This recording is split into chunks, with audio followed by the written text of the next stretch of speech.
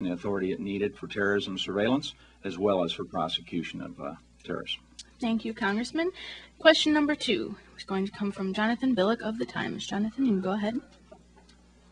My question is, in the wake of the reportedly successful nuclear test by North Korea and the continued pursuit of nuclear weapons by Iran, what do you believe is the appropriate course of action for the United States to take to deal with the threat these regimes pose to national security and world stability?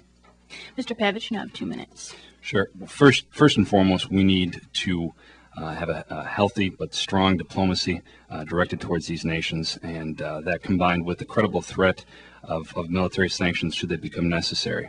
One of the things that I think has happened in the last few years, and one of the things I became concerned about while with the agency, was the decision to go to war in Iraq has certainly distracted us from other hotspots around the world. Now, this administration went to war against a member of the so-called Axis of Evil. Now it appears that was the one member of the Axis of Evil that did not have weapons of mass destruction, did not have chemical weapons, not biological weapons, nuclear weapons. And because of that, because of the strain that has placed on our military and on our intelligence sources and financial sources, we now have watched North Korea race towards not just acquiring nuclear weapons, but also the missile delivery systems with which to deliver those weapons. And now we see Iran following closely behind them. And we need to again, we're at a slight disadvantage now because we are so bogged down in Iraq. We need a forceful diplomacy. We need to convince China, we need to convince Russia and South Korea that it is in their best interest to ensure that the North Korean peninsula at some time in the near future becomes denuclearized. And to do that, we need not just strong diplomacy, which this administration, this Congress has fallen down on. We also need a credible threat of force, which at this point, I think a lot of the regimes in Iran, the regimes in North Korea, are convinced that we don't have that threat because of the situation in Iraq. So again, I think what we've seen here is distraction in Iraq, and which has enabled regimes like North Korea and Iran to accelerate their nuclear weapons programs. We find ourselves in a much more dangerous situation today than we did 5 years ago. Thank you, Mr. Pavich. We'll have a minute rebuttal from Mr. Weller. Well, limited amount of time. Let's focus on North Korea. Clearly, the attempt of North Korea, and it's still being verified at what scale their nuclear test achieved. The bottom line is they are working to obtain a nuclear weapon. North Korea is a rogue nation. They're the number one counterfeiter of U.S. currency. They're a major narco trafficker. They're willing to sell their long-range missiles and other weaponry to whoever wants to buy it, regardless of who they are. So clearly, they're a threat in that region. When it comes to dealing with North Korea, you got to remember who the sponsor of North Korea is. That's China. And it's very important that we work with the international community to put pressure on China to cut off North Korea. North Korea depends on China for electricity. North Korea depends on China for commerce. The Japanese and South Koreans, they do commerce, but the bottom line is China is the one who can really make a difference there. We need to put pressure on them. Second, the policy of the 1990s was to pay off the North Koreans in the hope that they'll drop their program. That failed. So clearly, we need to do better. But the other question I have is, when North Korea has long-range missiles that can reach the western coast of the United States, Seattle from North Korea, for example, there's a need for a anti-missile system. And I find it interesting. My opponent has called for a reduction in funding for their anti-missile system. I'm going to have to interrupt you. Your time is up. Mr. Pavich, you now have 1 minute. Yeah, well, what I find interesting is Mr. Weller's perception of a failure. During the 1990s, the North Koreans produced no plutonium with which to build and construct a nuclear weapon.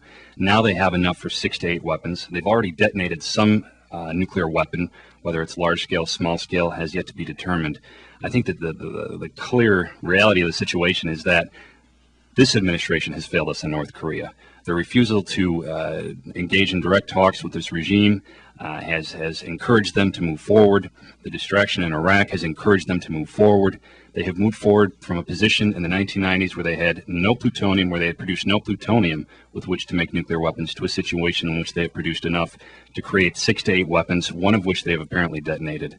And we can no longer afford to stay on this course. Thank you, Mr. Pavich. I'll be asking the third question. Both the House and Senate have passed their own versions of the Water Resources Development Act, which could provide possibly $11 billion to double the size of the locks and dams on the upper Mississippi and Illinois rivers.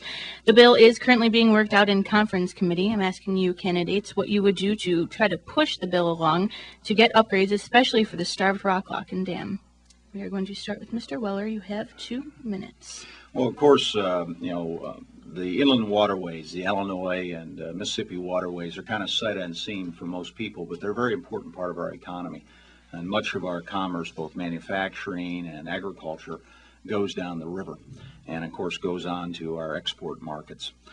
We have outdated locks and dams. They're almost 70, 80 years old. They're falling apart. They're only 600 foot long. Today's tugs and tows with barges and tugboats are longer than that, and we need to rebuild these locks and dams. I've supported, while in Congress, rebuilding of the locks and dams. The funding we provided in the Water Resources Development Act legislation that passed the House provides funding to rebuild 12 of these locks and dams. I also note that $1.5 billion will improve the Starved Rock locks and dams, and we want to keep that visitor center open there as well. But the bottom line is, the inland waterways are a key part of our commerce. And when you think about it, Brazil, of course, and our competition when it comes to corn and soybeans, Argentina, they've been investing in their infrastructure.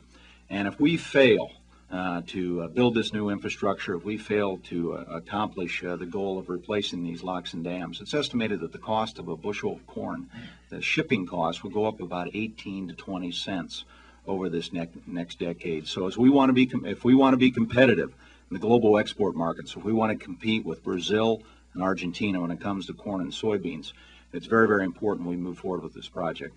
The other point is, building these locks and dams can be a huge job creator, economic engine for this region. That's why the building trades and agriculture community are working together on this issue. Thank you, Mr. Weller. Now have Mr. Pavich. You're going to have 1 minute response. Okay, well, I certainly agree with Mr. Weller on one thing, and that is that some of our greatest competitors in terms of agricultural products are now in South America and Central America. And I think that with our outdated dams, it certainly raises a serious issue about our ability to compete with those countries, especially when Mr. Weller and his friends are lowering trade barriers with those countries, putting our producers here at home at a greater disadvantage. One of the things I would do is to support Senator Obama's legislation, which would provide funding for at least 7 new locks and dams along the Illinois River, Mississippi River. That'll enable us to move more agricultural products through those rivers at a much higher rate than we're currently doing today, because we do have outdated locks and dams. Basically, most of our technologies from the 20s and 30s. We need to update that so we can compete with our competitors in South America and Central America. Thank you, Mr. Pavich. Mr. Weller, 1 minute rebuttal. One of the challenges we face in Latin America is our corn farmers and soybean farmers face barriers of up to 40% tariffs. So think of the price of corn, just add on 40% tax. My opponent thinks that tax is okay. I want to eliminate that tax so we can be competitive. And that's why it's important that we continue to work to break down trade barriers. The Water Resources Development Act, again, the House and Senate have both passed our respective legislation. The House bill is better, as my opponent even recognized. We do more for building locks and dams. Bottom line is we need to work out our differences. It's on the agenda to be addressed by the House and the Senate the second week in November when we return on November 13th. And I believe that when it comes to the what's on the agenda that must be done before the end of the year, it's extremely important economically for Illinois Valley agriculture as well as Illinois Valley industry and manufacturing that we move forward on this. So it's a job that must be done before the end of the year. Okay, second question coming from Mr. Rick Koshko, News Director, WCMY. What is the future of Social Security, considering that some people think the federal government is already trying to wean people off of it and have them use privately managed retirement accounts instead? Mr. Pavich, you will have, Mr. Weller, I'm sorry. Do I go first? No, we're on question number 4. It's Mr. Pavich. You have 2 minutes to respond. I'm sorry. Sure, I lost my thanks. notes. Well, Social Security is one of the most important, one of the most successful government programs that we in this country have ever had. It's enabled millions of senior Americans, retired Americans, to live their lives in dignity. And I believe that what we've seen in recent years from Mr. Weller and his party is an attempt at privatization of this program, which is going to do nothing to solve the long-term solvency issue that we are facing, but it is going to do great harm to a system that has served us well for many decades. Now there are various estimates between when the Social Security program is going to run into a trouble with funding its commitments. Some estimates 2042, others 2057. The bottom line is we have some time to